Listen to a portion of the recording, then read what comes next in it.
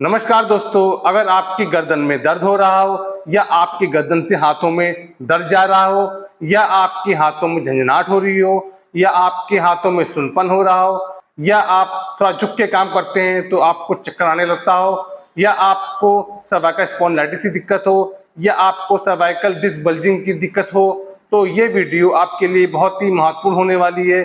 क्योंकि आज मैं आपको कुछ ऐसी एक्सरसाइज बताने वाला हूं जिसको आप करके अपनी इन परेशानियों से काफी हद तक के ठीक कर सकते हैं। इसलिए इस वीडियो को अंत तक देखिएगा ताकि कोई भी महत्वपूर्ण जानकारी आपसे छूटे ना। और अगर आप इस वीडियो को पहली बार देख रहे हैं तो हमारे चैनल को सब्सक्राइब कर लीजिए ताकि आगे भी स्वास्थ्य से संबंधित महत्वपूर्ण जानकारियां आपको मिलती रहें। मैं doctor Mahmood Ahmad, senior physiotherapist, Physiovedic rehabilitation centre, Lucknow. Exercise शुरू करने से पहले मैं आपको बता दूं कि ये दिक्कत क्यों होती है।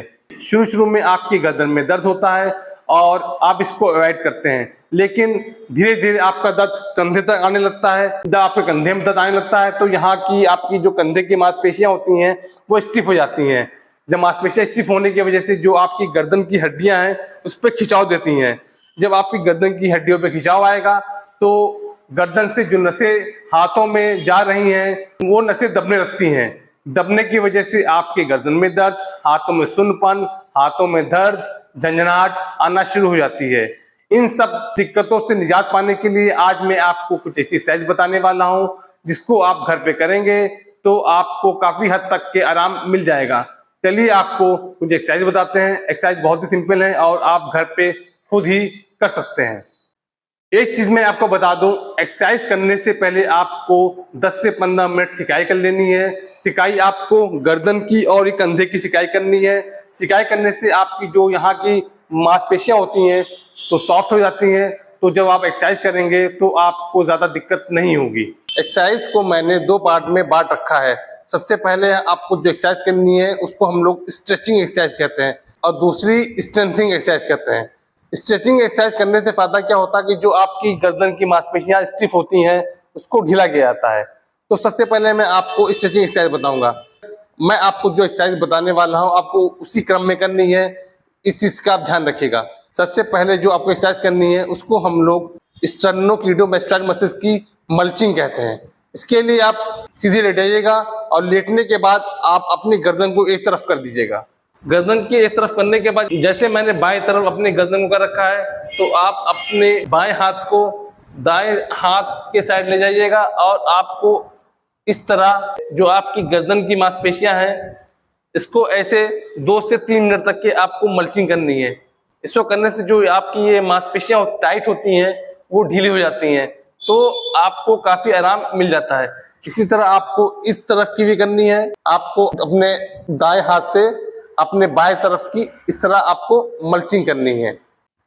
जब आप ये मल्चिंग करेंगे तो ये जो आपकी गर्दन की मांसपेशियां हैं वो आपकी ढीली होंगी और आपको उसी वक्त आप लगेगा कि आपको आराम मिलना शुरू हो गया है। इसको आपको 2 से 3 मिनट करना है। इसके बाद आपको जो नेक्स्ट एक्सरसाइज करनी है उसे हम शोल्डर इंटरनल रोटेशन एक्सरसाइज कहते हैं। इसके लिए आप अपने हाथ को ऐसे करिएगा और करने के बाद आप अपने जितना ले जा सके उतना ले जाइएगा।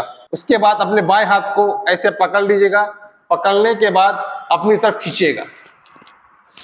ये आप खींचेंगे, ध्यान रखिएगा जब आप ये करेंगे तो ऐसे उठना नहीं चाहिए, आपका शोल्डर नीचे टच होना चाहिए और ऐसे खींचेगा। जब आप ये खींचेंगे तो आप देखेंगे तो ये जो यहाँ की मांसपेशियां हैं वो खुलेंगी, क्योंकि जब आपके दर्द होता है तो आपके दर्द ऐसा जाता है तो यहाँ की मांसपेशियां बहुत स्टिफ हो जाती हैं। तो उसको ढीला करने के लिए ये एक्सरसाइज बहुत ही इफेक्टिव होती है। इसके भी आपको 15 से 20 रिपीटेशन करना है। इसी तरह आपको इस हाथ दोनों हाथ की करनी है। ऐसे पकड़ लीजिएगा और ऐसे अपनी तरफ खींचेगा। जितना खींचेंगे आपको उतना आराम मिलेगा।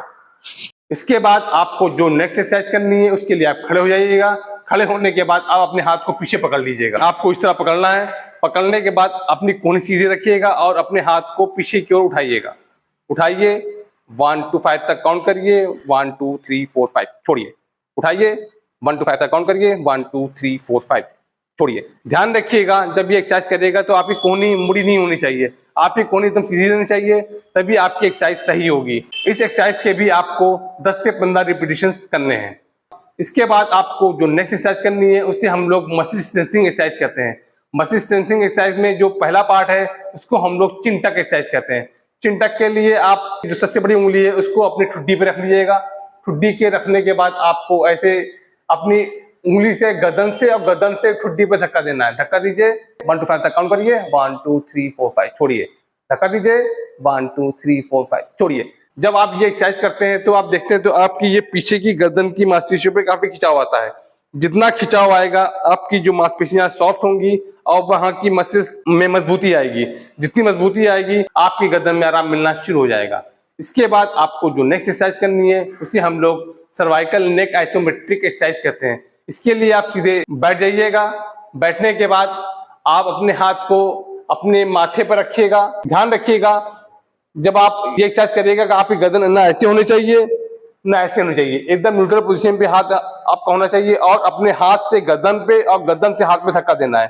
धक्का दीजिए, 1 to 5 तक काउंट करिए, 1 2 3 4 5, छोड़िए, धक्का दीजिए, 1 2 3 4 5, छोड़िए। जब आप अपने हाथ से धक्का देते हैं तो आपका पूरा खिंचाव आपकी पीछे गर्दन की मांसपेशियों पे आता है। जितना खिंचाव आएगा आपकी गर्दन की मांसपेशियां स्ट्रांग होंगी और जो नस दब रही है वो हटना शुरू हो जाएगी। इसके बाद आपको इसी तरह पीछे एक्सरसाइज करनी है। अब अपने हाथ को सर के पीछे ले जाइएगा। आपको इस तरह ले जाना है। रखने के बाद फिर आपको अपने हाथ से गर्दन और गर्दन से हाथ पे धक्का देना है। धक्का दीजिए, 1 2 3 4 5, छोड़िए, धक्का दीजिए, 1 2 3 4 5, छोड़िए। एक चीज ध्यान रखिएगा, इस एक्सरसाइज को करने पे आपकी गर्दन एकदम सीधी रहनी चाहिए, ना इस तरह होनी चाहिए ना इस तरह होनी चाहिए। एकदम गर्दन आपकी न्यूट्रल पोजीशन पे होनी चाहिए। अगर आप ऐसे करेंगे तभी आपकी एक्सरसाइज सही होगी, नहीं तो आपकी एक्सरसाइज गलत हो जाएगी। इसके बाद आपको जो नेक्स्ट एक्सरसाइज करनी है उसके लिए आप अपने हाथ को कान के ऊपर रख लीजिएगा।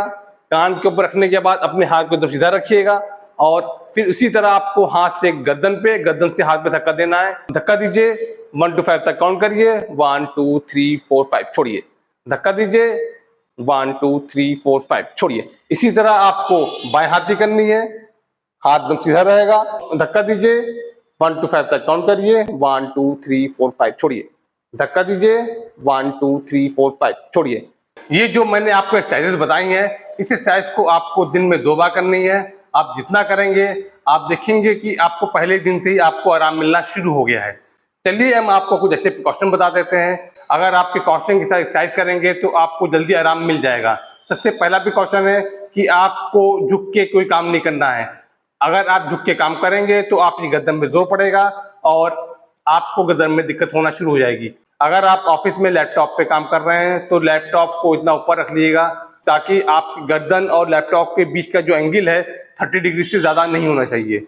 और अगर आप बेड से उठते हैं तो कोशिश करिएगा करवट से उठिएगा। अगर आप सीधे उठेंगे तो गर्दन पे काफी जग पड़ता है, जिससे आपको गर्दन में दर्द और स्पॉन्डिलाइटिस की दिक्कत जल्दी हो जाती है। अगर आप एक ही पोस्चर में लगातार काम कर रहे हैं तो बीच में ब्रेक ले लीजिए ताकि आपकी गर्दन की मांसपेशियां सॉफ्ट हो जाएं और आपको गर्दन में दर्द ना हो। और बीच बीच में आप कैल्शियम और मल्टीविटामिन की टैबलेट खाते रहिए ताकि आपके शरीर में अगर विटामिन की कमी हो रही है तो वो आपको मेंटेन रहे। ये थी कुछ बेसिक एक्सरसाइज जिसको मैंने अपने एक्सपीरियंस के हिसाब से बताई है। अगर आपको एक्सरसाइज करने में कोई दिक्कत हो रही हो तो आप हमें व्हाट्सएप पे मैसेज कर सकते हैं या कमेंट बॉक्स में जाके अपने कमेंट डाल सकते हैं, हम आपके कमेंट का जवाब देंगे। या अगर आप लखनऊ या लखनऊ के आसपास जनपद में रहते हैं तो आप मेरे क्लिनिक पे आके अपना एग्जामिन करा सकते हैं ताकि मैं आपका एग्जामिन करके मैं आपको सही से कौन सी एक्सरसाइज कैसे करनी है वो आपको बता दूंगा। ये थी कुछ बेसिक एक्सरसाइज जिसको मैंने अपने एक्सपीरियंस के हिसाब से शेयर की है। अगर आपको मेरा वीडियो पसंद आया हो तो हमारे चैनल को सब्सक्राइब कर लीजिए, शेयर करिए, लाइक बटन दबाइए और अगर आपकी कोई क्वेरीज हो तो कमेंट बॉक्स में जाके कमेंट डालिए, हम आपके कमेंट का जवाब जरूर देंगे। नमस्कार।